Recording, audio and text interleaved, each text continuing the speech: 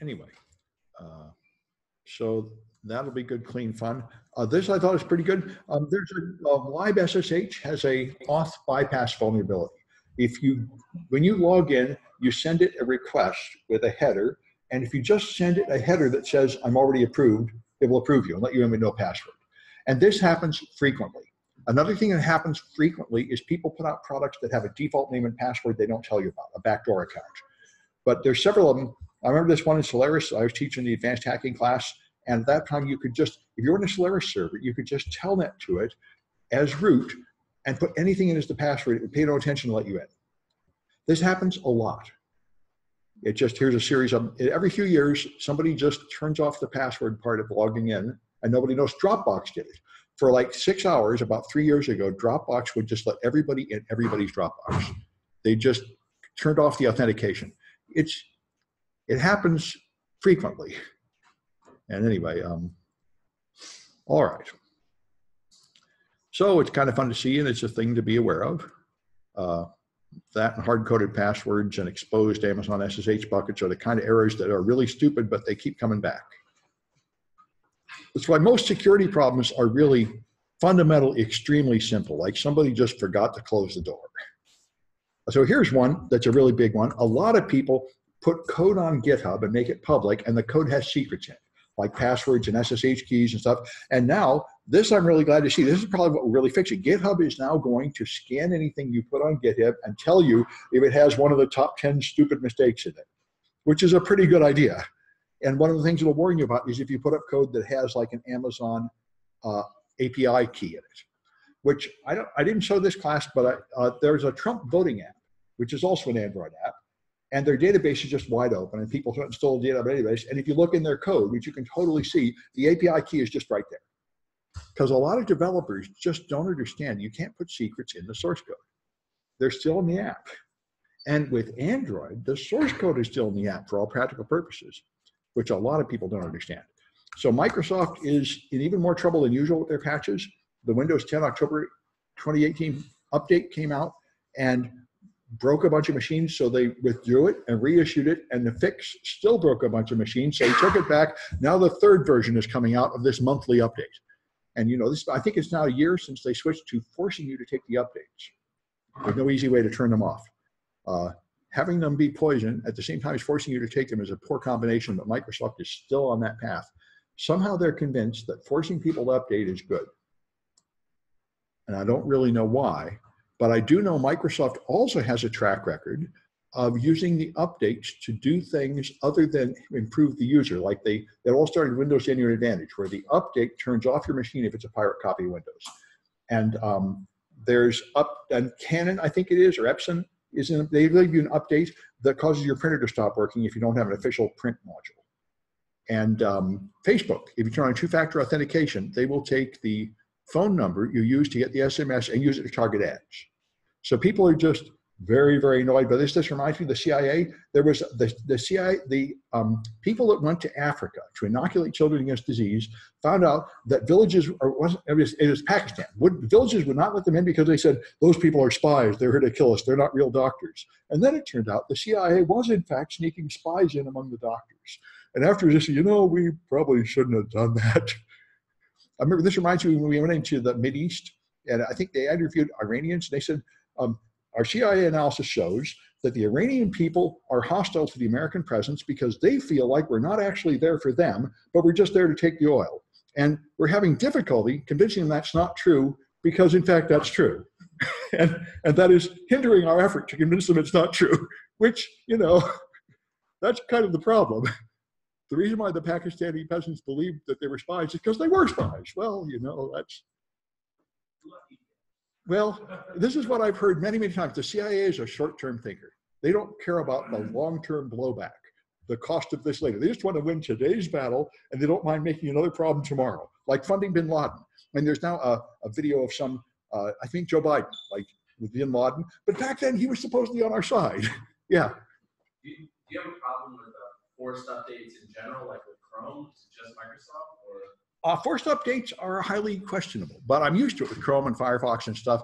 And as far as I can tell, there haven't been much problems with that. Although I quit using Chrome because they did add a feature that automatically started synchronizing across all your devices and just turned on whether you wanted it or not. And it suddenly said, I'm now saving your passwords in your Gmail to devices. And I said, I think I've had enough of Chrome. Microsoft did that too with Windows 10. They had a box pop up saying, do you want to update to Windows 10? And if you say no, it said, oh, great, thanks, and updated. And said, wait a minute. You don't expect professional companies to act like that. That's malware when it lies to you. Click yes or no. When you say no, that means yes. But, there's so much money on the ground that you can get it.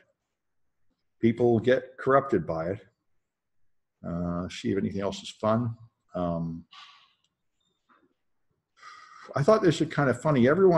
So there's a huge storm about Saudi Arabia. Apparently they tortured and killed a journalist, and the people are trying to figure out what to do with it. And just this week, I got a job offer from Saudi Arabia. So I didn't take it yet, but it would be some company in Saudi Arabia wants me to do something for them. They want me to sign a non-disclosure agreement. I don't know what I'm going to do. Maybe I'd like to listen to them, hear what they have to say. They might want me to teach a class or something, but it's pretty entertaining political time to get a job offer from them.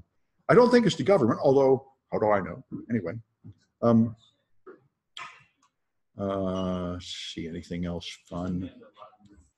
What's that? Just demand a lot of money for your time. Yeah, I don't really.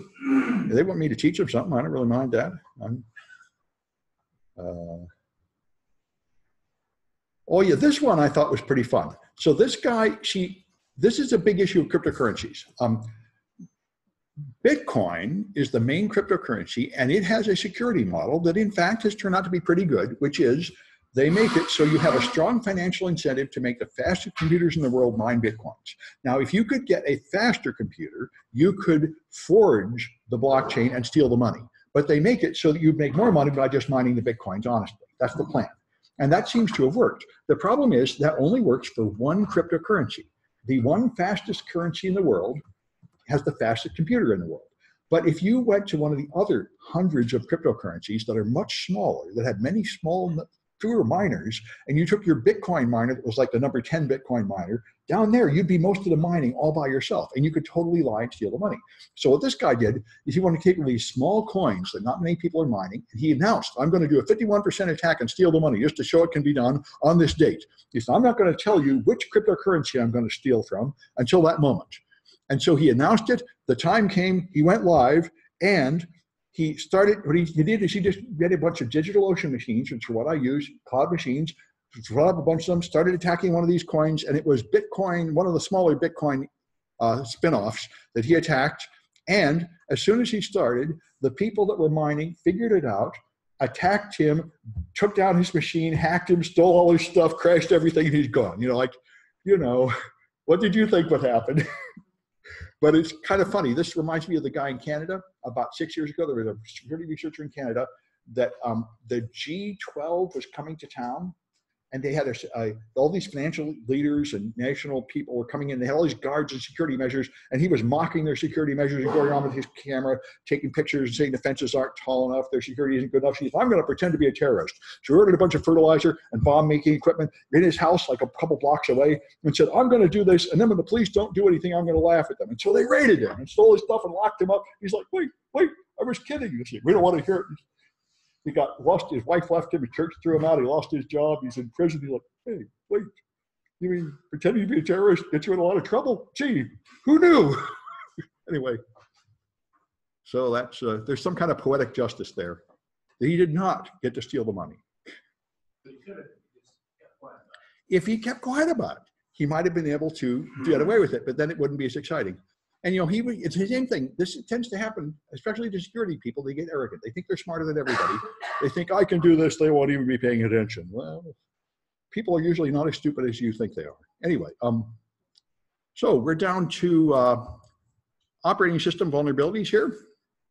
And this is, of course, a big part of it. There was a time, certainly until 2002 and realistically until maybe 2008, when Microsoft products were extremely insecure and you could just take over Windows machines right through the operating system, peaking, I think, with MS-08-67, which was a big vulnerability that caused the Department of Homeland Security to warn everybody to patch right away. It's hackers' favorite. You can just take over a Windows machine, anytime with no user interaction. Just send it a signal and take it over. And that's pretty gruesome. And Microsoft did get the memo, and they performed their policies, and those things haven't happened much until the Russians leaked out the NSA's attack with shadow brokers, and those are just as wonderful and powerful. You can totally take over machines with them, but Microsoft found out early, and they had the patches out by the time it came out. I think that was April a year and a half ago. The shadow broker stuff came out, which is wonderful attacks, but now they've all been patched. Unless your stuff is more than a year out of date, those won't work against you anymore. But anyway, so we'll talk about the vulnerabilities of the system, how to find them, and how to harden your machine. So there are many versions of Windows, and as we talked about before, I think you never get to forget about the old versions. People keep using the old versions in old hardware like TSA, luggage scanners, and power plants and everything are using really old versions of Windows, even DOS. It never dies. There's people still using COBOL. You know, people have installed stuff and it's still running after 40 years using something that's very badly out of date. So anyway, Windows 2000 and earlier, before Microsoft's 2002 security policy, had the feature that everything was turned on by default because we were trying to make it easy to use and they didn't think security mattered. So those machines were extremely easy to hack. You just put up a server and it's running Telnet or something. The administrator didn't even know it's running Telnet. And often they put machines on the internet with no password or an obvious default password or something. So it was as bad as Internet of Things devices like home routers that are typically running with a default password so anybody can just log in and use them.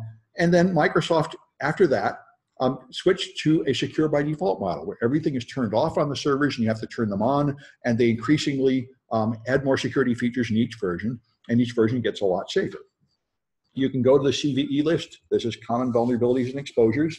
This is taxonomy. If you go to the philosophy of science, science starts like little kids, they give them like plastic animals and they say sort them into categories, and they'll put like the fish in one pile and the mammals in another pile. That's what you start. You start by just sorting things. That's what the CVE list is. Let's just assign a number to every vulnerability, and then when we talk about it, we can decide whether these two are the same one or different. That's all it is. But you have to apply and get a number, and then you're on the list, and then you can start having a series of research findings and patches and commentary and attacks all about that number, and people can tell whether relate them through this number. You can search for it anytime and see them all.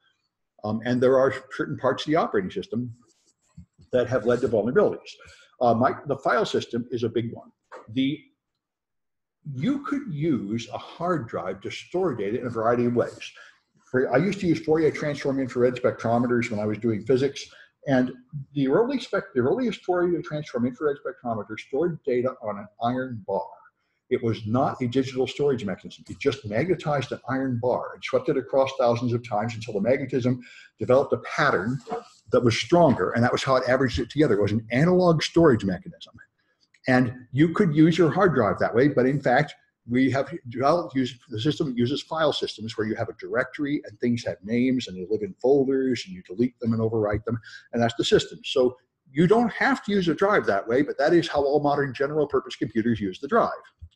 And so the original plan was the file allocation table. This was designed for floppy disks long, long ago when they were really small, like 384K and such. They just used the simplest possible system. They just made a flat file. You had a record that was so many bytes across, I think 64 bits or something, and just had that much to store every file. And that worked for small storage mechanisms. The main problem is you have only so much room to store evidence about the file. This is why you had the old 8.3 file name where you could have 8 letters in the file name, a dot, and 3 letters after it, and that's all you can have. And you only have about 5 bits to store information about the file, like read-only and archive and things like that. So there was no way to add information like administrators get full control, but users get read-only. There was no way to store that kind of information. Physical access to the floppy meant you could read and write and erase all the data on it. There was no way to have levels of that. There was no access control lists. So that was a shortcoming when computers started to be shared. But it was not considered a shortcoming back when there was no internet. So the computer was just one thing, and if you had it, it was your computer, and you could be able to do everything with it. So Microsoft in 1993 developed the new technology file system, which was their attempt to improve the very badly outdated FAT family. And this is the one we're still using, although there are small changes in the versions. This is what all Windows machines still use. And it had a lot of new things. It had compression, so it can take files and compress them a little bit just to save space on the disk. It had journaling and self-healing, which is very helpful. If you may not remember this, but Windows 98, if you were using it and it crashed, which it frequently did, when it restarted, it would then take half an hour saying finding lost clusters on the disk. Because if it was doing a file transfer, like writing a file from RAM to the disk, and it crashed halfway through, there would be all these blocks on the disk that it didn't know what they are. They were half-written files that weren't completely there, so we just have to sweep them up in a root of C called file 0000, file 0001, because it didn't know what they were. Now it's journaling. The journaling file system is what all Linux systems are in NTFS, where every time the computer is doing something involving a disk, it says, I am writing block number 1 of this file. Writes a note. I'm writing block 2 of this file. I'm writing block 3 of this file. I crash. When it wakes up, it looks at the journal, and it can pick up where it left off most of the time. So it doesn't have data floating around that it's lost the meaning of. That's the point of journaling. And yeah. It's not the OS intrinsically, it's the file system on the disk technically, but every modern OS does. Everything in the last 10 years has upgraded to this system.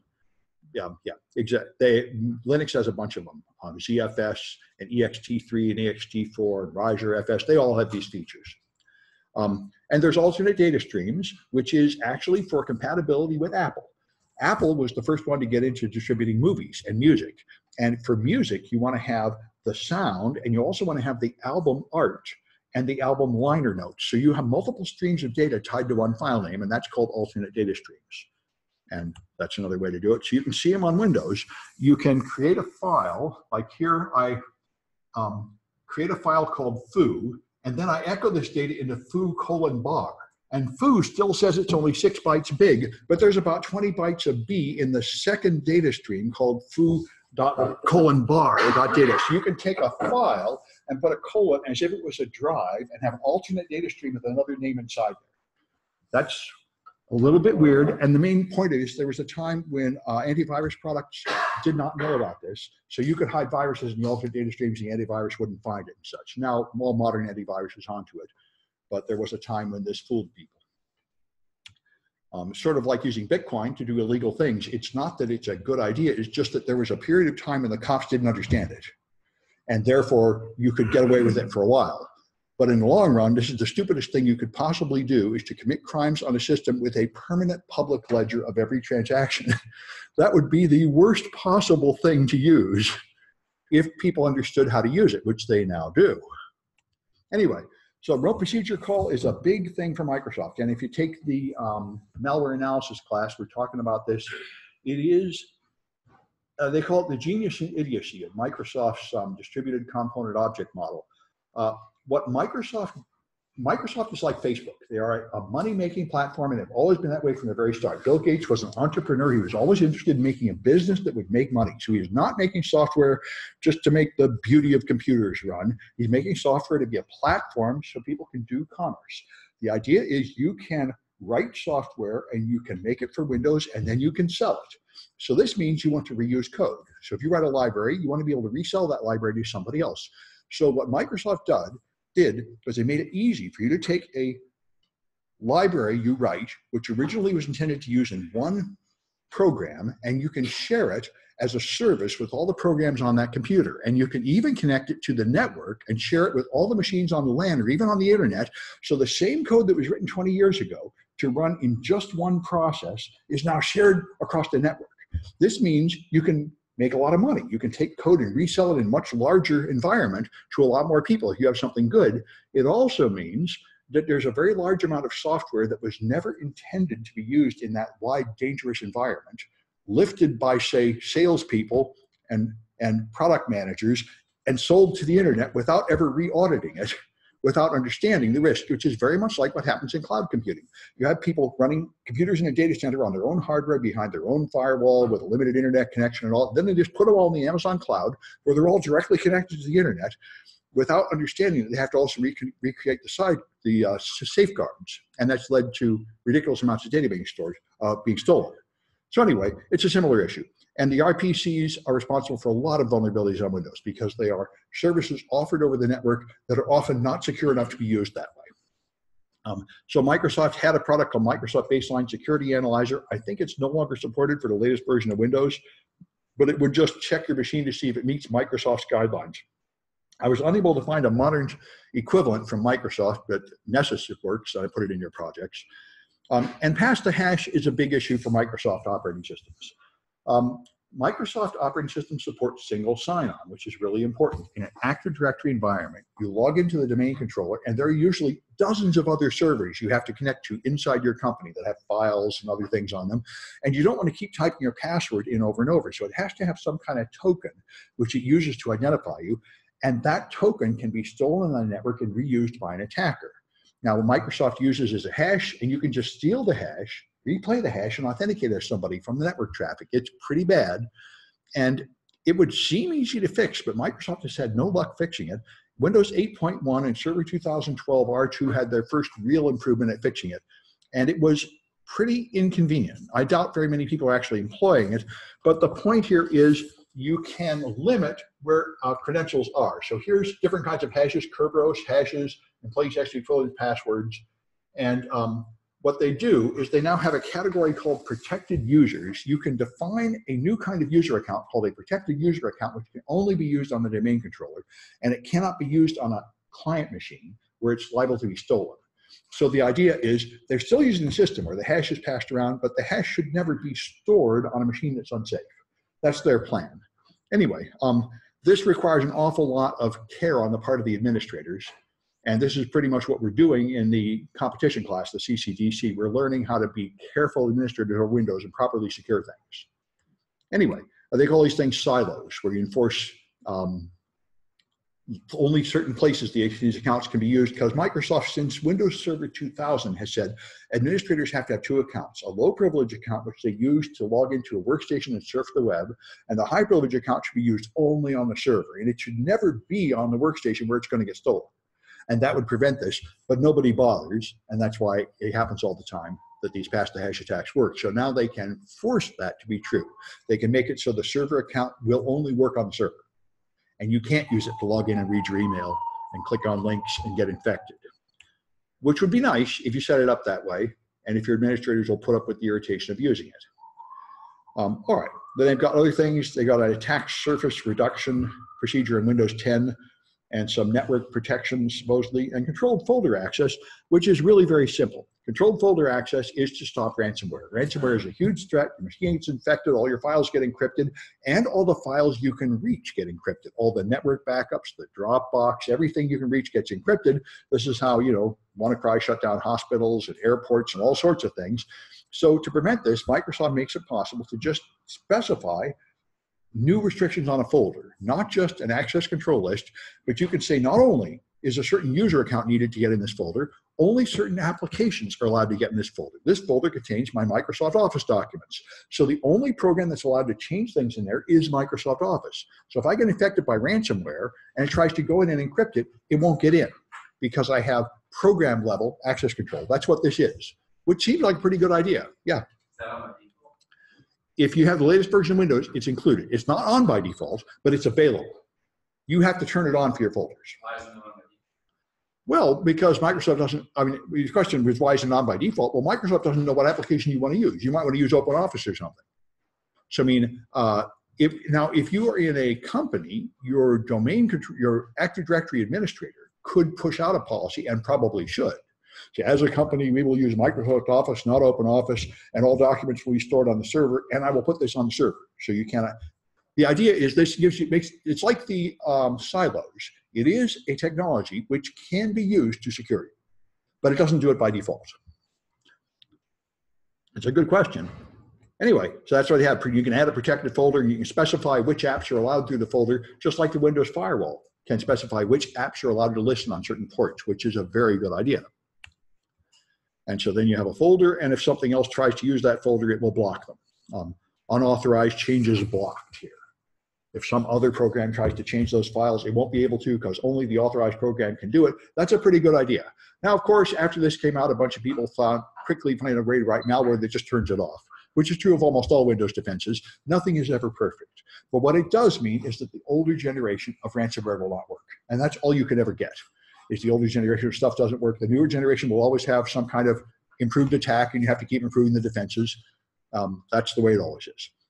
So NetBIOS originally had the BIOS, which is the basic input-output system for the processor hunts for things like RAM and a keyboard and a monitor during boot up to find out what the hardware is. And then you had NetBIOS, which will look through your network to see if you have a shared printer or something, or a shared file server available. It was a very primitive protocol. This is all designed before the internet.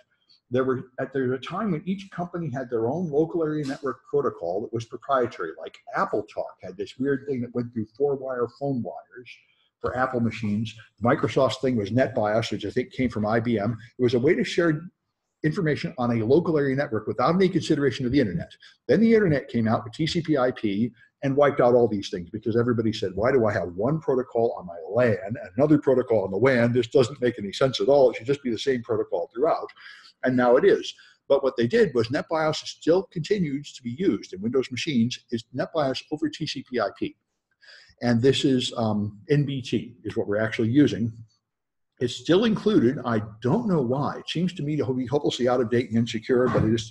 Microsoft is all about backward compatibility.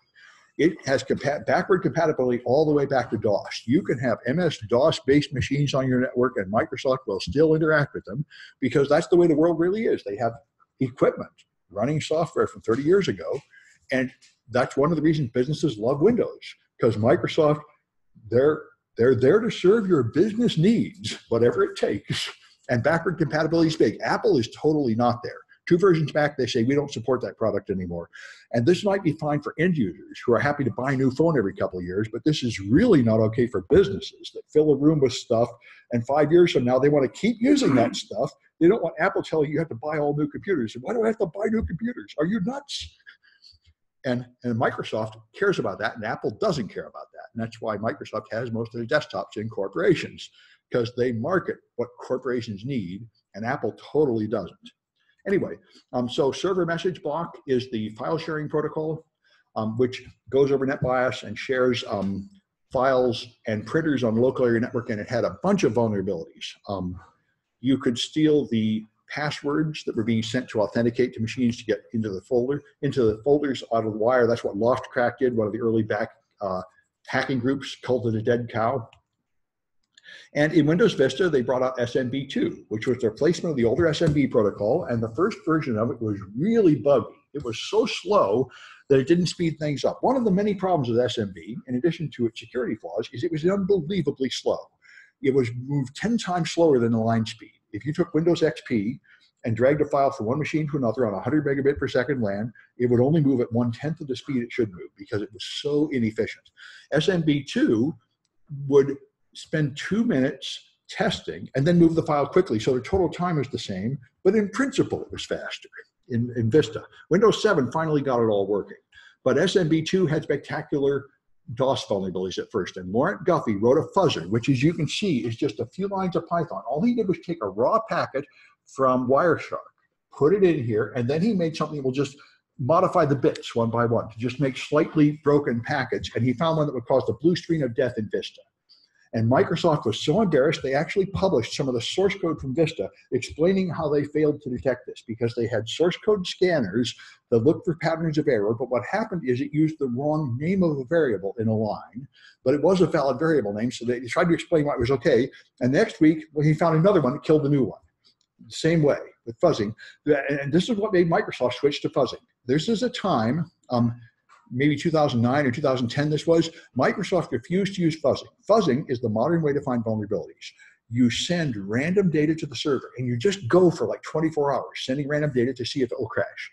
Microsoft hated this. They said, this is random, this is not systematic. We prefer things that are logical, where you know when it's done. So we have a scanner that scans the code, and we know when it's done. Why would you do this random thing? Well, this is what finally convinced them. They got to fuzz their stuff, in addition to whatever else they did. Because he's one of the guys he's a big Microsoft hater, Laurent Guffey. He says Microsoft is just lying. Their so-called secure development lifecycle is just bogus. They're just a bunch of idiots tricking people, which a lot of people felt that way. I don't think that's true of Microsoft anymore. There's a time when that was pretty much true of Microsoft, but they have reformed. But anyway, this is how you get Microsoft to improve, is by humiliating them. Same as like government agency or anybody else. That's what makes them move. So they made this thing called the Common Internet File System to try to share files over the internet. It was never safe enough. It's an update of SMB. Nobody ever used this. You should not let SMB go outside your corporate firewall. It should be blocked, port 445. It is not safe enough to expose to the world at large. Anyway, that's the common internet file system. And then there's domain controllers. If you have, in order to get the real value of Windows machines, the reason people use them at companies is because of these domain controllers. And this, by the way, is not a Windows idea. This idea came from NetWare. This is why NetWare owned the server market until maybe 91 or 92, because they had the central point of administration. See, suppose I have a company with 100 people. Then, after a while, I hire new people. I buy new computers. I fire some people. How do I know that the new people have their password on every machine so they can log in? How do I know the people I fired have had their password removed from all the machines? How do I know they're all running the same version of things? You don't if you have to go from machine to machine with a disk installing junk, because some of the machines are used, some of them are broken, some are bought after you do that. Pretty soon you've got a horrible mess. A central point of administration makes a huge difference, where you have one place where you control all the accounts, all the software versions, everything. And that's what domain controllers are. And Microsoft tried to buy NetWare to get this. NetWare had this first, and NetWare refused to sell, so they bought the developer that made it at NetWare to come over to Microsoft and rebuild it for them. And this is now what runs companies. You have the domain controller, which is a single point where you control everything, push out security updates, put out security policies, put out new versions, control access to the printer, control who has read and write access to everything, do auditing. You know, it makes a huge difference. But in order to do that, you have to have all these ports open. So your domain controller is the most important target to attack. Most penetration tests end with domain administrator. When you have that, you own the whole network. And it has all this stuff open, and a lot of this stuff is not safe. So that's the game. Domain controllers have about a dozen ports open all the time. And if you block them on the firewall, the domain controller will no longer work. So it's a problem. But that's the way it is. There are other strange things in the Microsoft world. There's these things called Null Sessions, which are only applying to older versions of Windows, thank God now. But you could connect to a Windows file share, and it would say, I'm sorry, you're not authorized. You must log in. And you log in with an empty username and an empty password, and now you're allowed to see stuff. It's very strange. I've never had anyone able to give me an intelligent answer as to what anybody thought this made any sense. That logging in with no username and no password gives you privileges, but it does. And now you see a lot of things that are none of your business, like the name of the administrator account in case it's been renamed, the time, the length of passwords required by policy, how often you have to change passwords by policy. A bunch of stuff that is none of your business becomes available because you logged in with null. Very strange. IIS is Microsoft's web server, Internet Information Services, although I read they claim it's not, they're not going to say that's the acronym for it anymore. But anyway, it was very vulnerable in the early versions of Windows. This is back in the days, late 90s and early 2000s, when the Linux people had an attitude and said Windows people are just idiots because Windows servers got hacked like crazy and Linux servers didn't so much because IIS was very insecure. But IIS 6 was Microsoft's attempt to make it better, and now it's up to 7 or 7.5, might even be up to 8 now. And they gave you a lockdown wizard to try to lock down the old versions. My friends that were using it at this time told me the lockdown wizard was useless because it would break everything. You really had to pretty much rebuild your whole website to use the later versions. And then there's SQL Server. SQL Server is Microsoft's enterprise class database, and it's where you store a lot of really important information like credit cards, user accounts, and until I think 2005, when you installed it, it would by default install with an administrator account named SA with no password. And many people didn't ever put a password on it, so they're running servers on the internet with all their precious data in it with no password at all. The same way people are doing right now with Amazon buckets and Mongo. Mongo tells you in the documentation, don't connect this to the internet. And there are thousands of Mongo databases connected to the internet. They have no provision for security at all. People just steal all the data right and left. This has brought back this mad time. Microsoft finally fixed this to where modern SQL servers will force you to put a password on it of some kind, at least. All right, let me just check my, okay, we're not late. Anyway, so buffer overflows are the big security issue responsible for most Microsoft attacks until about 6 years ago. They finally managed to get a handle on it with Vista. Buffer overflows are caused by the language C, and we're exploiting them quite a bit in the exploit development class. In C, you cannot just store data. in a variable, you have to first declare it and say how much space you set aside for it. And if you then put in more data, C will not prevent that. It will just put in too much data in a container that's too small and cause data to go to a place that has not been reserved for it. So you hit control structures in memory and you can take over the machine or crash it. This is a fundamental problem with the data structure called strings in C and the derivative, C++ and C#. C is designed to be fast and efficient, but it's dangerous. Anyway, passwords are the weakest link. Many people are trying to move beyond passwords. They now have fingerprint sensors, face sensors, and stuff like that. It turns out the passwords are just miserable. The only reason people use passwords is because they are the cheapest and easiest to configure and use. But in practice, they are the least secure, as we all know, because the fundamental problem is people have to remember them. So people will choose simple, obvious passwords, and they'll reuse the passwords everywhere, and they will forget them all the time. So you have to have some kind of password reset function, which is intrinsically very unsafe, because how do you know who they are to get the password reset? So it just turns out to lead to just no end of hacking. You can usually guess the password or find it somewhere, or go to the password reset function and trick it. It's very tough. They have all these rules, which people try to write these rules, and mostly the rules turn out to be counterproductive. I tell people who are trying to do this, what you should do is use a different password for every site. And for real non-technical people, just write it down on a piece of paper and put it wherever you store important pieces of paper, like $100 bills. This is a whole lot better than using the same password everywhere, which is what like 90% of people do. What's even better is to use a password manager like LastPass or RoboForm or something. That's a whole lot better. I switched to it a few years ago. Now I have different passwords everywhere, which is a whole lot better because everybody's getting hacked right and left. But, you know, most people start by having the same password at every site, and you get hacked a few times, you'll learn how much fun that is. Yeah. Is it true that just using long words that are not what's in the dictionary anywhere? And there are a few numbers. Well, a lot of people use long words and a few numbers. In practice, most of well, there are many philosophies about how to do this. All of them pretty much fail. Now there's a very good service from Troy Hunt. He has accumulated all the password dumps in the world in a giant database called Have I Been Owned? And they're even building this into services. So when you first make your password, it will check to see if that is a known password that's been stolen. There have been billions of passwords stolen and leaked.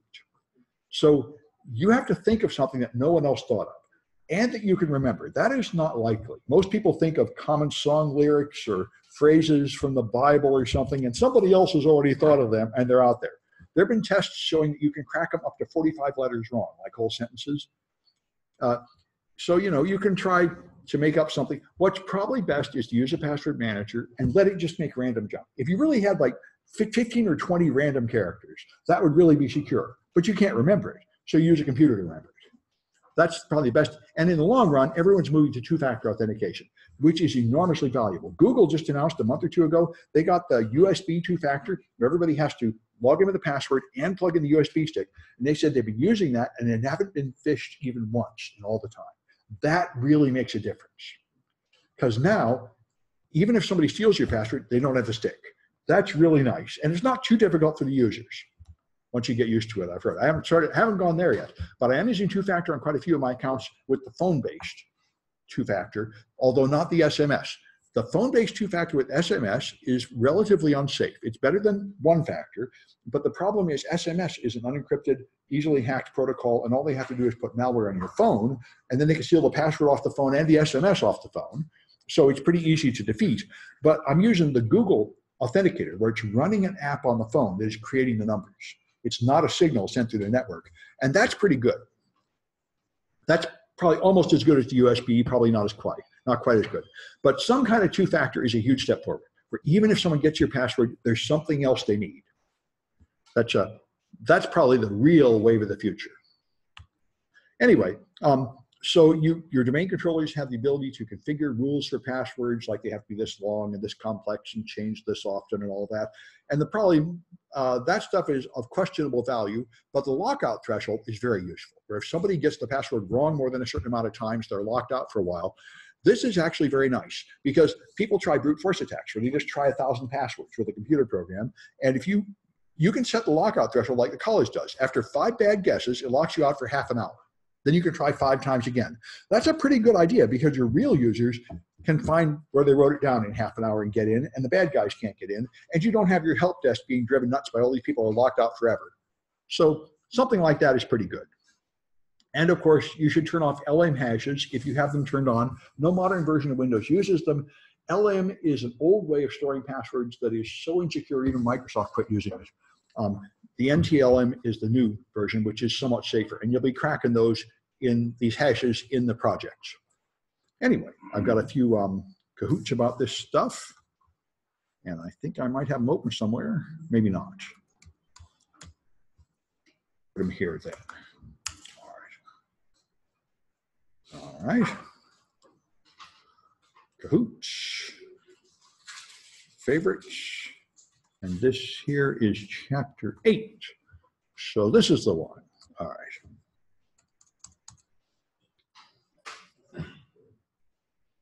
All right. I love this screen, much better than the other one. And we have the Halloween Kahoot music.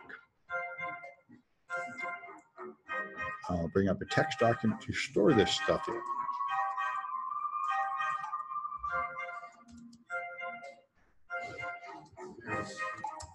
Well, yeah. The only thing that bothers me about Kahoot is I never paid them any money. I'm like an evil, filthy capitalist. It makes me nervous. I feel like they won't be around too long. They just got like $100 million. Well, there is a pay version where you can put these and put your company logo on it. And I don't know, maybe that matters to people. I do know when I had the iClickers, the management kept wanting to borrow them to have surveys and stuff. So I think people like to use at board meetings or something. Yeah, corporations. Apparently corporations want to use it. And of course, they probably want everything private. And that's right. They probably want it to look like, yeah. So apparently there's a market for that. Somebody's paying for it. It ain't me. But I really like it. It's so much better than what I used to have. In fact, before I knew about this, I actually wrote my own version because I was teaching an online class. I wrote my own version of the iClickers. And what was funny is I wrote it really sloppily, so it was easy to hack, and I hoped somebody would hack it, but they didn't. Anyway. So. All right, guess I'll wait a few more seconds. I think we got everybody, including Eddie Kruger. All right, so, here comes more people. Okay, good. Is Eddie Kruger the Friday the 13th guy? There's a new movie coming out, I think. Anyway. Freddy Krueger. Oh, okay, fair enough. All right. Anyway. So what file system did the floppies use?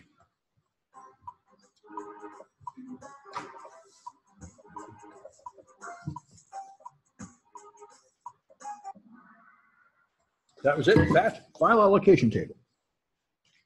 All right. What feature puts 2 files under a single name?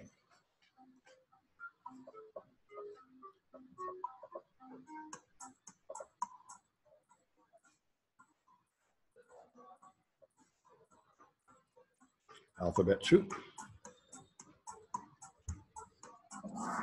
Okay, that's alternate data streams. All right, what protects you from ransomware?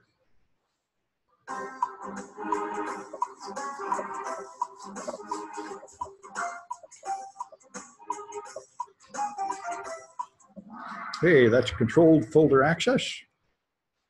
All right, and what port does Kerberos use? That's pretty cool, it went by. There's a Net Plus question. If you take Net Plus or Security Plus, they'll ask you this stuff. It's easy to write these port questions. You'll see them in the CompTIA cert exams. I'm used to this one. From those exams, 88 is Kerberos. Kerberos is the system. Yeah, that's true. You can do it by process of elimination. The others are very common. That's good. All right. So let's see. I got Face and Erica and Chris. All right. The Face is probably one of you guys, maybe. Yeah. Okay. Good. Stephen, right? Good. Okay. Good. How are you? Good. All right. I'm getting to know how things work. So, all right. We're a little bit early. Let's take a break and come back at 5 minutes to 7. Then I'll finish up because there's no point starting. I'm going to have to quit right away. We'll come back in 10 minutes. Anyway, I'll pause the recording, to make it less irritating for people that come through later. Here's a chat message. How does the Corley responder? Oh yeah, responder stiffs the network, and it also pretends to be an SMB server and other kinds of servers. So your machines often automatically try to connect to shares, and responder will answer those. And it'll even answer and pretend to be old versions of things to try to trick your machine into sending old versions of hashed information across the network. That's a very good question. If you turn responder on and leave it on for like a half hour on a Windows network, it'll get a bunch of hashes, and some of them will be crackable typically. It's essentially a downgrade attack. Anyway, I'm going to pause. I'll leave the share going. I'm going to pause but it involves academics coming down off their high horse and not pretending that we can tell industry what knowledge is. It's sort of accepting that they're going to tell us what knowledge is, which I think is, yeah, I'm all for partnership with business. I think that's where it's at. Anyway, so if you want to find the vulnerabilities in your Windows, let me see if I can shove this thing out of the way. It might go away. Anyway, so there's a lot of tools out there. More than one tool is good. The original one recommended was the Microsoft Baseline Security Analyzer, which is Microsoft's tool to tell you if you have all the Microsoft recommended patches. But as I said, as far as I can tell, this does not apply to the latest version of Windows. So I guess it would only apply if you have older versions. It used to run like this. You give it a name and a password, and it would look for all the things: Windows patches, SQL Server patches, updates for everything. And this is fine. You can even scan everything remotely. That's why I'm thinking Microsoft probably has some tool to replace it, but I haven't found out what it is yet. I used to put it in my Windows Server administration classes or as a project. But anyway, what we're going to use here is Nessus, which is the most popular tool for this purpose in the world. Anyway, once you have found a list of vulnerabilities, then there are hardening processes. Now, of course, the simplest thing you can do is put on patches. That's, of course, why Microsoft wants to vigorously make everybody patch. It's just too bad they're not careful enough in writing their patches to make them safe enough. Now, for end users, you turn on automatic updates, and Microsoft has now done this with Windows 10 for you without you giving you an option to turn it off. So they'll just automatically update whenever Microsoft, in their wisdom, pushes out a patch, because end users are at the most risk, because they are constantly downloading stuff, installing games, watching videos, putting on codecs, clicking on email attachments. They're a very dangerous life, so they need the updates really fast. Even if some of the updates cause problems, their unsanitary lifestyle will cause even more problems. So for end users, you have direct updates from Microsoft. At a company, that is not acceptable, because if the end user is choosing whether to put on updates, some of them will say no, and some will say yes. And you do not want to have different levels of patching on different machines in a corporate network, because it will break everything. So what you do is you don't let anybody have patches until you've tested them, and then you force them all to take the patch at once. So you keep yourself at a consistent level. Yeah? Is Windows Server 2016, is it by default set for automatic update? I think it is not. The question of Windows Server 2016 automatically updates. Microsoft has tried a few times to put automatic updates on servers, and all the server administrators have said this is called automatically get me fired, because the updates on servers are just as dangerous, and they sometimes kill the business. And if your server goes down because you left automatic updates down, you will just be fired. I say, what the hell kind of idiot are you? So do you select your patches? Or do you... Yes. Linux and Windows Server administrators don't put anything on automatically. When a patch comes out, you then test it like a virtual machine to make sure it's right. And usually you don't even think of putting it on for a while, because you want to wait for the news to come out, tell you what the problems are. And then you only put it on if you decide it's worth it. If you decide the benefit is worth the risk. That's why typical companies are like 9 months behind on their updates. And that is the way it probably ought to be, although Microsoft doesn't think so, because the fact is the updates don't really add any business value. It's working. You put on the update, the best of all possible worlds is it will still work. There's a pretty good chance it won't work now. So what exactly was the point of that? To stop a security threat? It would be a whole lot better to address that security threat at the firewall or the antivirus, which is not going to mess with the server. So you put on your antivirus updates and your firewall updates, but updating the server operating system is something you do only after very careful testing. And that takes time and is expensive and is not a high value proposition. So most companies are in fact quite a bit behind. Anyway, Microsoft gives you products to configure this, like SMS Source Management Server, Windows SUS, SDCM. These are Microsoft products, some free and some pay, that will push out updates for Windows and Microsoft products, and some of them even for other products. Because another huge problem at companies is you have to update everything. If people are using Firefox, you have to update it. If they're using AOL Instant Messenger, and everything has to be updated, and most people can't do that. This is where you get HD Moore's Law, which named sort of jokingly after the other Moore's Law, is every corporation is vulnerable to Metasploit. If you just run the Metasploit attacks, there is some machine that has an outdated version of something that is a known vulnerability you can get in, which is true in practice. Unless you have companies that have really rigorous security policies, the right way to secure a company is to forbid people to install anything except a small list of approved things. And typically what they do is to use the Microsoft version of everything, Microsoft Messenger, Microsoft Mail, Microsoft everything, because it's easy to keep that updated with your domain controller. And don't let them use any third-party anything as much as possible. And if they do, you have to have some policy making sure it's updated, or you'll be sorry. And that is a huge problem at companies. So there's other third-party management solutions here you can buy to manage all the patches and updates on your network. It is a huge problem. Then there's antivirus. Antivirus is extremely ineffective. Amateurs in surveys trust antivirus as their #1 security defense. Security professionals, it's not even in the top 10. Their #1 defense is patches. Antivirus has a chance of stopping an attack of about 3%, but it stops the weakest attacks. The only thing it really stops is when somebody actually sends 1 million copies of the same file all over the internet. Now that does happen, and antivirus will stop that. If they just mutate the file a little bit for each one, antivirus will no longer stop it. It's incredibly easy to do. I did it in my 124 class for a while. I did it at DEF CON. I heard about a DEF CON contest where people tried to sneak things past antivirus. So I tried doing it, and just the trivialist programming will do it. Antivirus products are incredibly weak. Just the smallest alteration in a file, it'll sail right through. So anyway, people still do it because it will stop the most common user mistake, where they're opening an email attachment and it's the same thing infect other machines. So it's worth having, but you certainly cannot trust it and imagine that you have no viruses just because of antivirus. It is not that effective. Another huge issue is PUPs. PUPs are programs that are not exactly viruses. They do not spread from machine to machine like viruses. They move by getting you to agree to put them on. You try to play a video and it says, oh, you have to install this video player. And the video player has this long terms of service, and somewhere in there you say, I accept this, stealing my passwords, making pop-ups all over the screen. You know, it doesn't quite say stealing your password. It says you're going to put pop-ups on the screen and enroll you in cash advantage programs and stuff. Technically, you agreed to that. So they claim their business is legal. Nobody wants this junk, and it crashes your machine and it does horrible things. But they will sue antivirus companies if they detect them as viruses, saying, our product is legal, our customers agreed to it, this is adding value to our customers, how dare you call us a virus? So it's a problem.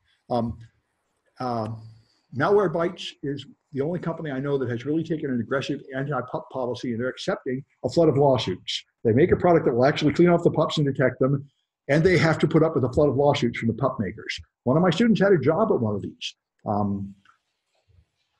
Started with a C, I forget the name, Conduit. Conduit is one of the big PUPs from like 5 years ago. One of my students was working for them. And he said, they made this junk, then they improved it. He said, when they asked me to write something that would intercept HTTPS connections and steal the passwords out of them, to put in Conduit, that's when I quit. I said, I can't work for you guys anymore. This stuff is getting too evil. And that's almost certainly illegal, but that's where they are. They push up to this. Another company that pushes that is Google. Google's Eric Schmidt said officially, people said, wait a minute, I mean, you're watching our IP address, wait, you're marking our machine, you're watching every website, you're reading the email, you're even picking up the websites I go to with Internet Explorer and Safari that aren't even in Chrome. This is really bothering me. And he said, yeah, isn't this getting creepy? He said, we carefully go right up to the creepy line, but no further. Because they make more money the more they invade your privacy. It's the same thing as Facebook. Facebook keeps on breaking their promises. First, they said it'll only be people at Ivy League colleges. Then they said, well, we'll let every college in. Then they said, we'll only be your friends. Oh, we'll let everybody in. We'll turn on this thing and tell everybody. They keep doing it over and over because they make so much money that they can't resist breaking their security promises, their privacy promises. Anyway, so those PUPs are a huge problem. In practice, I think the most trouble for people is not malware, but PUPs, because they click on things and their browser becomes unusable. Anyway, so you're supposed to log things and review your logs, and there are automatic log monitoring systems like SIMS, Splunk, and Alien Vault and such, and these things are important at companies, increasingly important. And another big issue is to turn off things you're not using. So you should remove programs you don't need, turn off services you're not using. This is called server hardening. This is called lowering your attack surface. Just have less listening ports.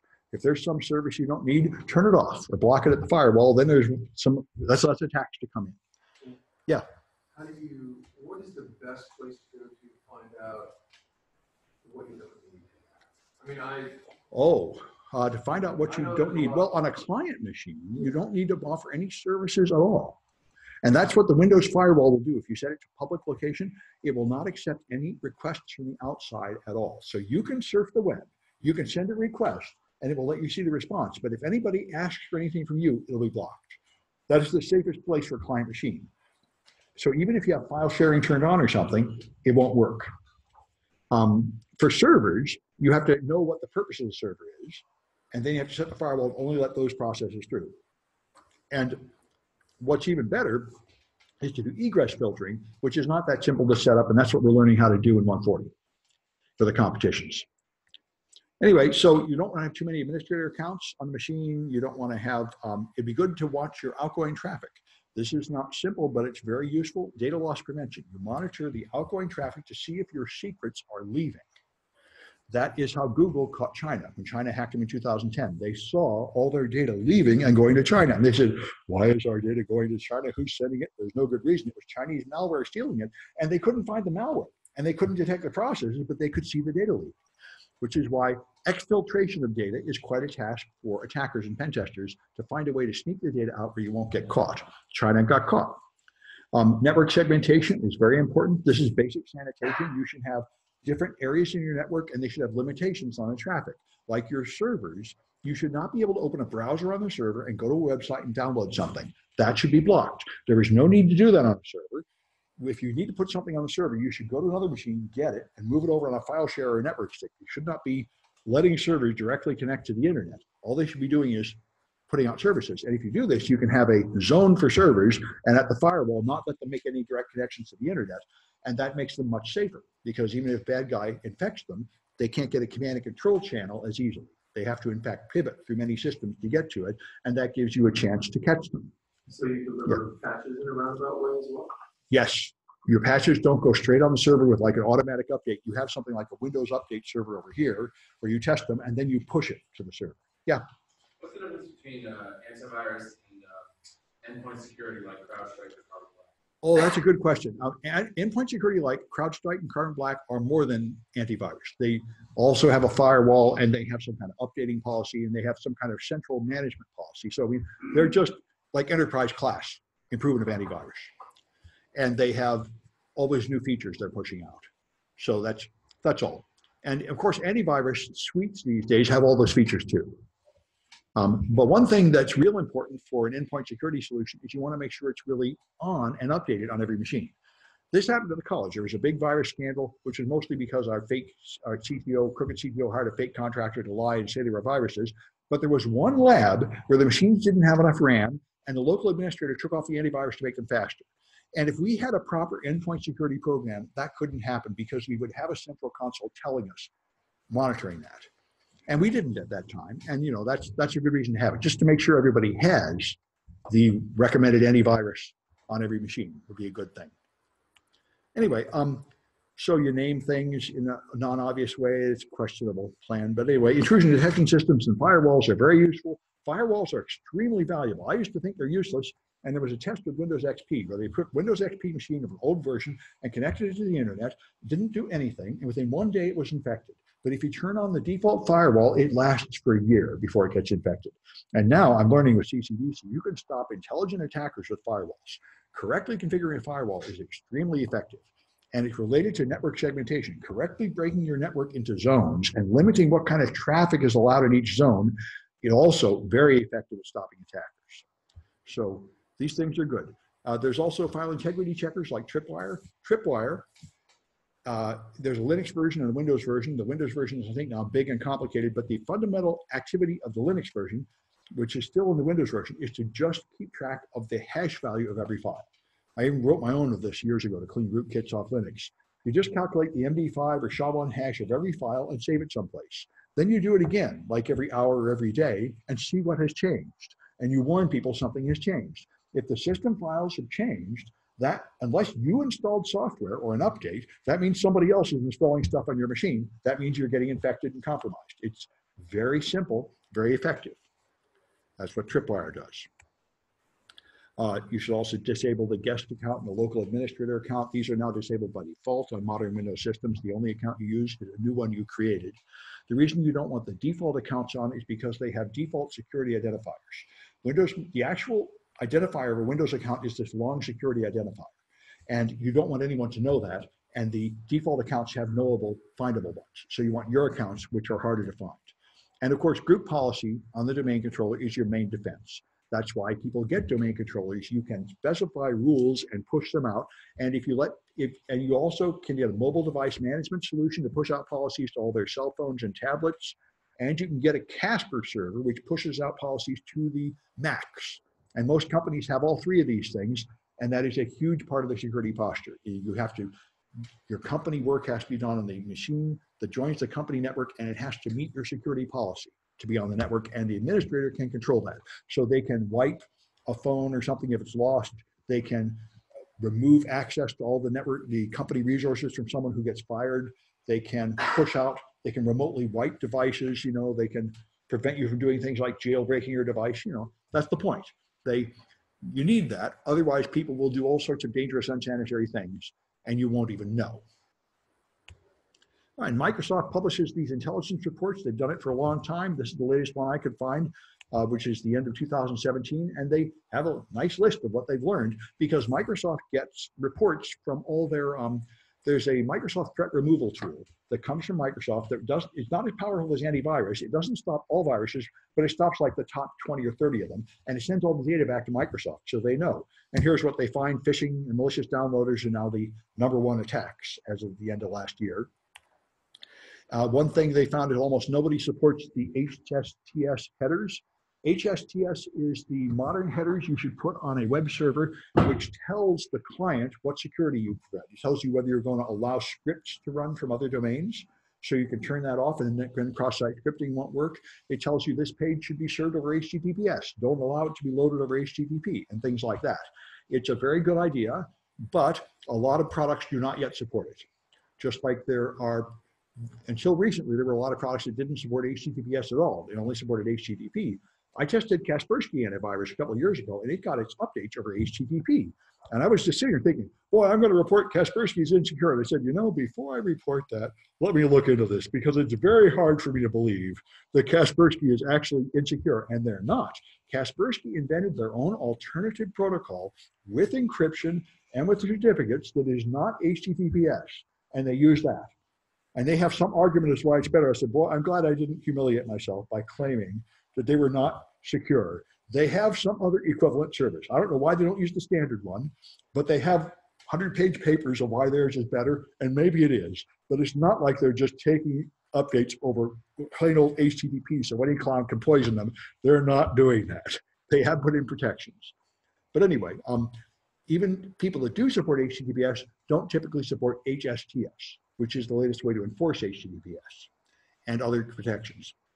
And here's another big issue. You encrypt the data at rest and in transit, and very few software as a service products do.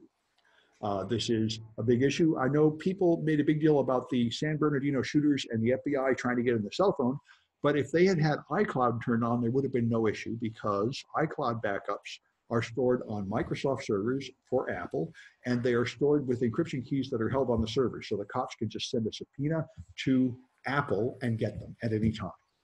So even if your phone is locked with your fingerprint and your PIN and your face and nobody can get in, it doesn't matter, because the iCloud backups are totally wide open to law enforcement. Anyway, all right. And then of course, Linux has vulnerabilities too. It's got all the same issues. Really, Linux does the same things Windows does. It just does it usually sooner and in a less organized way. So you have all the same issues. You've got packages of software being installed, and they have updates. If you use Debian versions of Linux, like Kali or Ubuntu, the purists get very, very mad, because they rely on these precompiled binary repositories that you put on stuff with apt-get. And those repositories are typically very badly out of date, like years out of date. You very often have to recompile source code to get any new features or a secure version of something.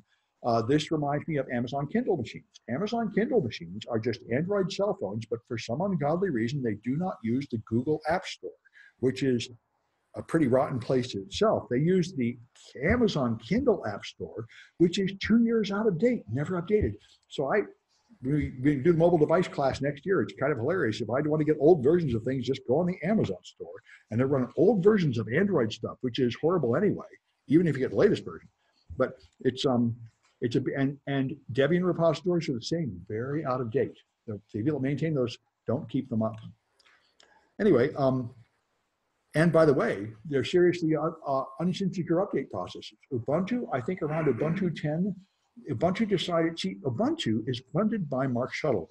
He made a certificate authority, one of the big ones, and he sold it and made like $100 million. And then he became a tycoon. He started throwing his money around. He flew to space and got a sailboat and did all this fancy stuff. And then he created Ubuntu. So he made Ubuntu go to the world. And he funded it out of his own pocket. And then he's getting tired of funding it out of his own pocket. So they keep doing harebrained ideas to try to make money out of Ubuntu. They wanted to charge for a server service and nobody bought it. They established a certification you could get and nobody bought it. They tried putting ads on the desktop and everybody freaked out and screamed, so they took them off. So Ubuntu, as far as I can tell, is still burning his money. That's why someday he's going to get fed up and it'll be gone, I think. But anyway, they're always doing something stupid. So at one point he decided he was tired of paying for the update servers. So he invited people to contribute. Their local Linux group would contribute a server to put out the updates. And people put up just FTP servers with a default password to deliver the Ubuntu updates. And they weren't signed or anything. So they got poison updates from their local group. So, it's, people say Linux is more secure. What Linux is more disorganized. There are secure things and bafflingly stupid things on Linux too. It's just a much bigger, chaotic place. So very rarely does the vulnerability affect so many people. But there are exceptions like Heartbleed, where everybody used OpenSSH, and it was all no good for 2 years. That was really changed everybody's belief. People just shut up saying Linux is more secure. Nobody can say that out in public anymore. They used to say it all the time. I haven't heard that since 2014. The Linux people got humiliated in a way where they just cannot pretend to be better than Windows people anymore. Anyway, Samba is Linux's product to interoperate with Windows shares. And Windows shares are one of the least secure products of Windows, but that's the problem here. This is a way to try to share. Linux servers share files and folders with a Windows machine. I must say, when I try to use it, what I always find is it will not accept the password hashes. So I ended up doing what everybody does. You just have to make everything full control to everyone to make it work, which kind of defeats the entire purpose. And you talked about the CVE website. It's got all the CVE numbers for Linux products too, of course, just like Windows, and they have just an endless flood of patches and problems.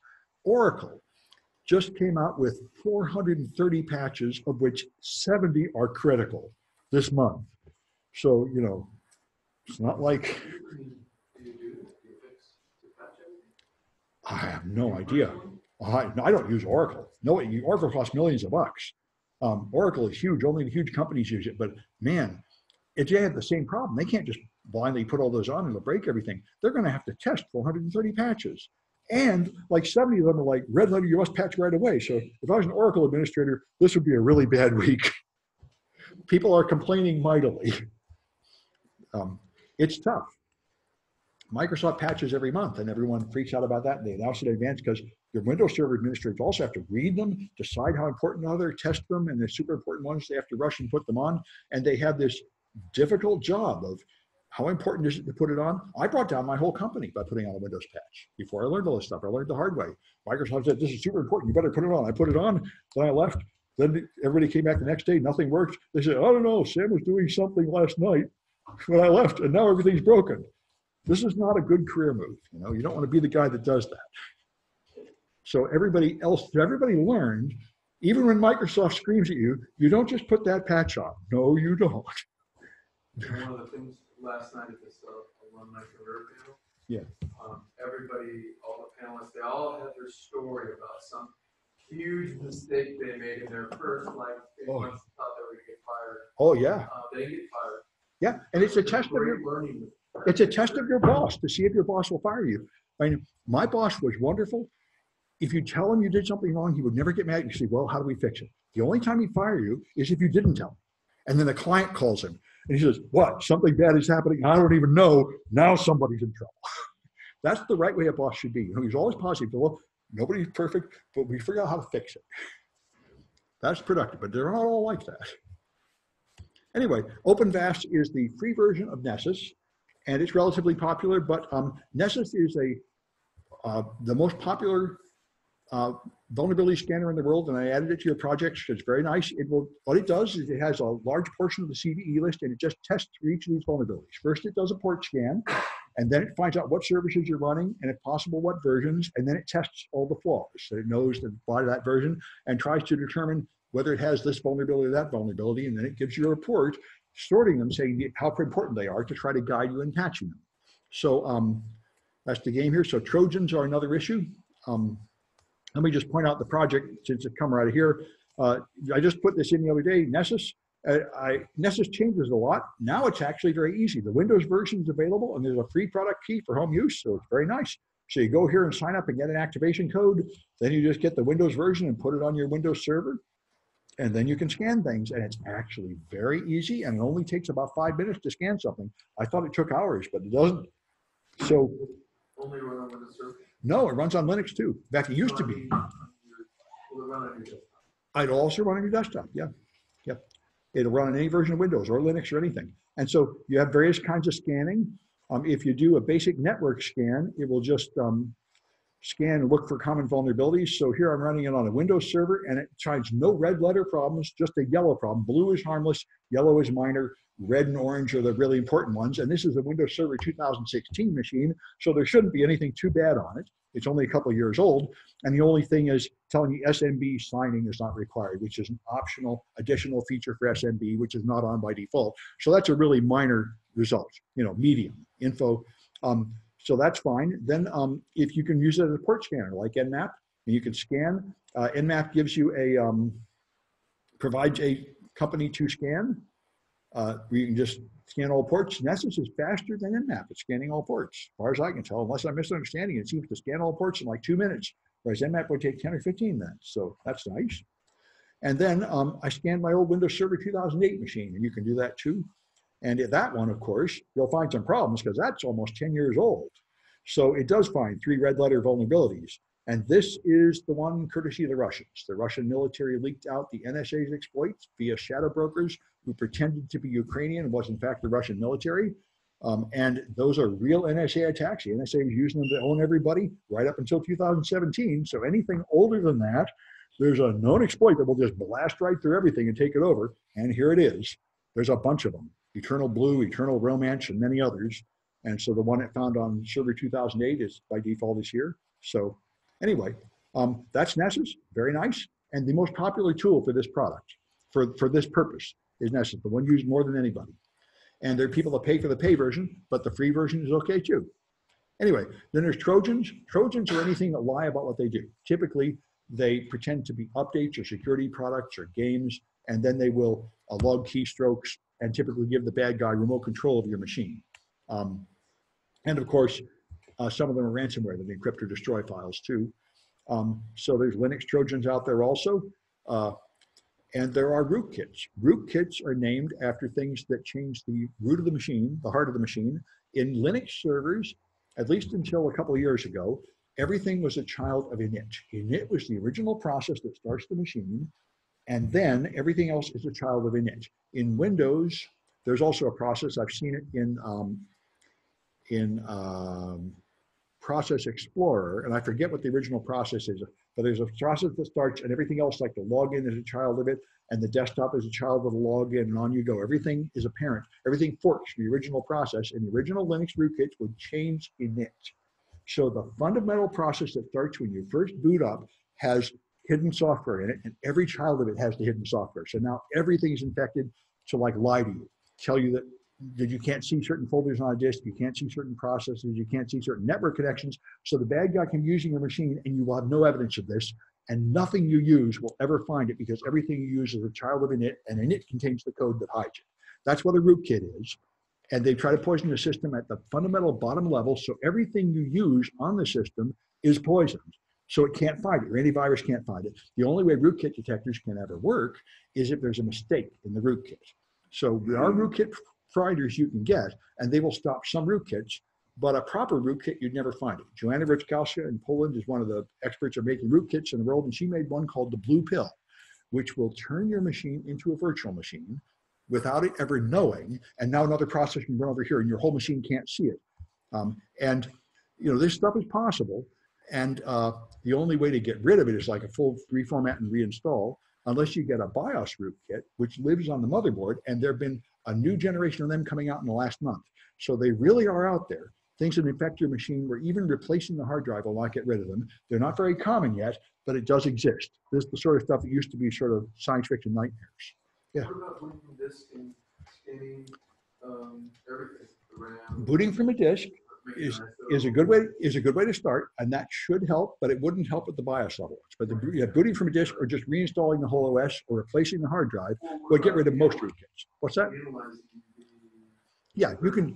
Yeah, you can do that too. I mean, booting from a CD to still viruses, that's a good procedure, and it's not perfect, but it will stop a large category of it. Yeah, just like a reinstall will stop most of it. Can you format a boot disk to snatch the very first thing that comes on in the other operating system when it turns on? Like, so that you can find something like that in there? Well, yeah, that's just, and if you boot from a boot disk, then you can scan a drive without using any of the software on that drive. So you could take anything that is dependent on the software on the drive. So that would stop user mode rootkits, and it'll stop kernel mode rootkits, but it will not stop hardware Trojans. And there are hardware Trojans like what they're now saying that the Chinese did to Google and Amazon and Apple, but they're denying it, where they actually put new chips in the board that shouldn't be there. That's what the NSA totally does to individual people by intercepting the UPS delivery and modifying the hardware before you get it. That's pretty awesome. And of course, nothing's going to stop that except a physical inventory. We open the box and go through and compare it to the schematic and see what shouldn't be there. But the BIOS rootkits are even less detectable. They're BIOS updates that change the software in the chips that are not the memory or the hard drive. So no scanner that you can get anywhere will scan that stuff. And this is why Microsoft tried to implement protections on an iPhone. Will probably be safe even from that, because an iPhone verifies the signature during boot up. I'm not sure. It's a good question. And that's the BIOS level rootkits. And they exist in theory for years, and only recently have any spreading malware actually been doing this. Because the problem is it would depend on your hardware. You wouldn't even be able to infect all Windows machines. You could just infect all Dells of a certain model or something.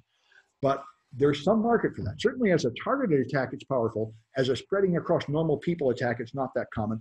The one that everyone has expected, though, the people that would get it would be Mac users. Because Windows users run on many different kinds of hardware, but Mac users really do have millions of machines that really are exactly the same. So they would be the logical targets. And they typically run no antivirus, and they're typically pretty rich, and they're typically pretty low tech.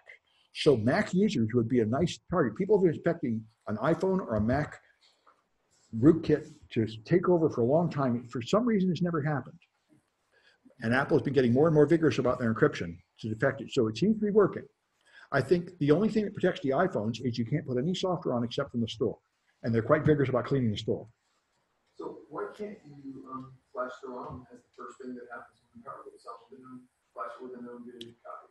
You could flash the ROM, yes, if you think you have a known good copy. So if you have someone on CD, yeah, but that would be a good. You could do that, and that would help. But Joanna Rutkowska has written a rootkit that lives in the memory of your network card. It's not even in the ROM. Every part of your computer has its own little computer in it. It can all be infected these days. And there's also now malware that lives in your router. So it poisons all the files that come down. So even when you replace your whole computer, you're still not clean. That's why, there's many layers of this. This is why, a lot of people get paranoid when they start studying security. There's no perfect security. You can't trust anything. You have to make reasonable judgments about what the realistic threats are and how worried you want to be. Anyway, so people talk about user awareness training, teaching your users not to do dangerous things, so they can be aware of these things. I've never been much of a fan of this.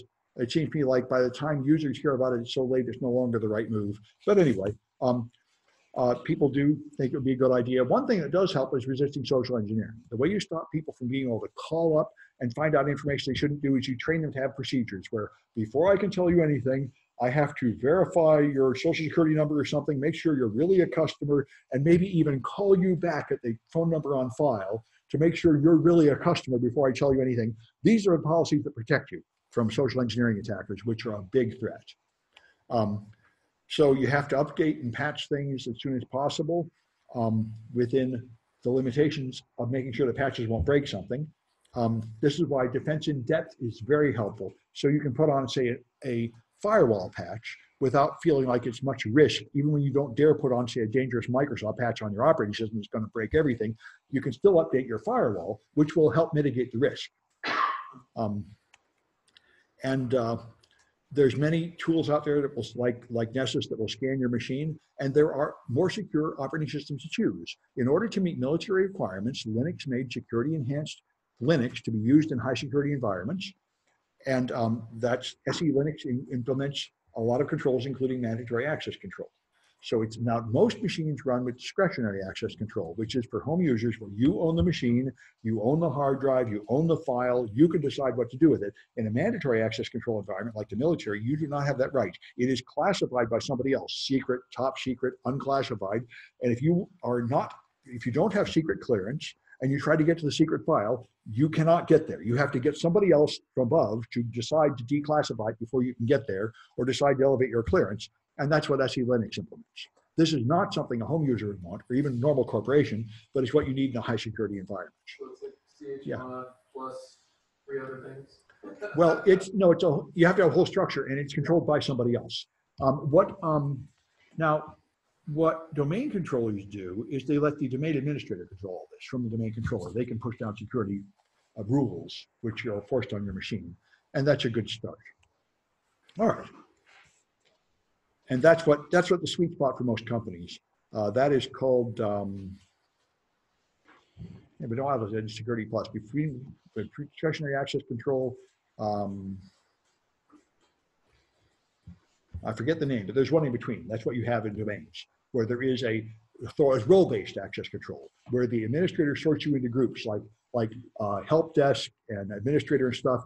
They sort you into roles, and then they say only managers can get in here, help desk people can get in here, phone people can get in here. That's what seems to meet the requirements of a typical business, where it's not okay to have discretionary access control where everybody can just do anything they want on their machine, and you're not willing to pay what it would cost to have mandatory access control with security clearances. Role-based is the sweet spot for a normal business. Anyway, all right.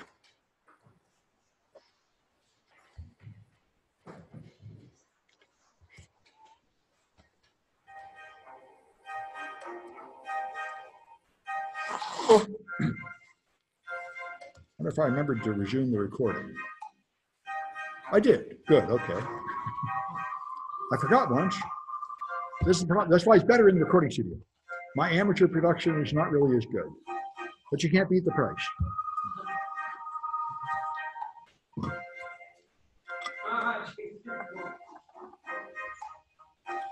Jason Voorhees. I've heard that name, but I don't remember who's. That's the bad guy in the horror movie. Yeah. Well, okay.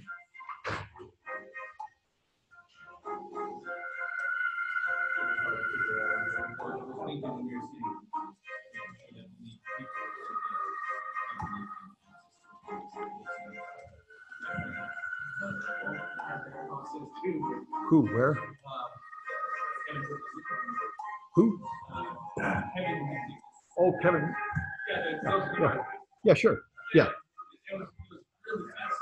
Oh, yeah.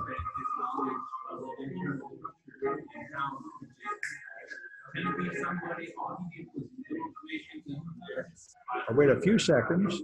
Absolutely. The social engineering is very powerful. Yeah. It's hard to patch the people. All right. And especially because people are so willing to want to help. That's right. So anyway, here we go. So, which tool will scan Windows computers?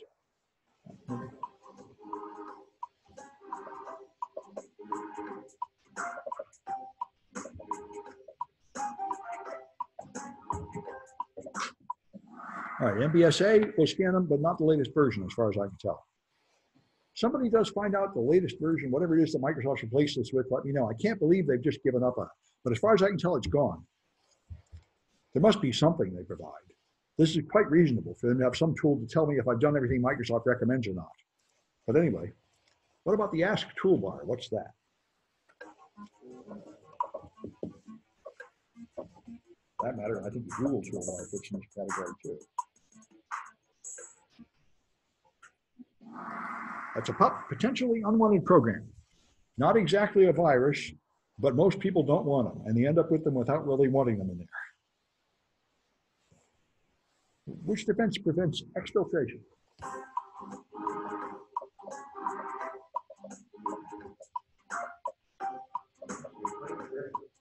What's that? Yeah. Okay, that's data loss prevention, monitoring the outgoing traffic to see if your secrets are leaving. All right. What's the Linux utility? Share folders of Windows.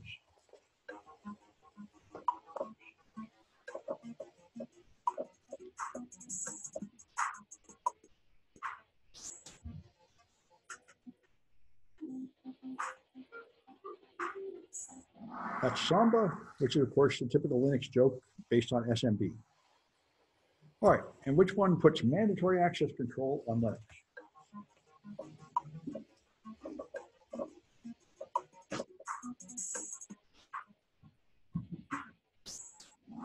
Okay, that's SE Linux, Security Enhanced Linux. All right, so I'm going to need some, Ken, I think that's a real name, but the other two are going to have to tell me who they are. That you're okay, good. So you're one of them, and who's the other one? Good, okay. All right. Well, I'll stop the share, I think. And I already pointed out there's Nessus project. Check it out. And I'll go to the lab and help anybody who wants to work here. All right. I'll stop this and close that.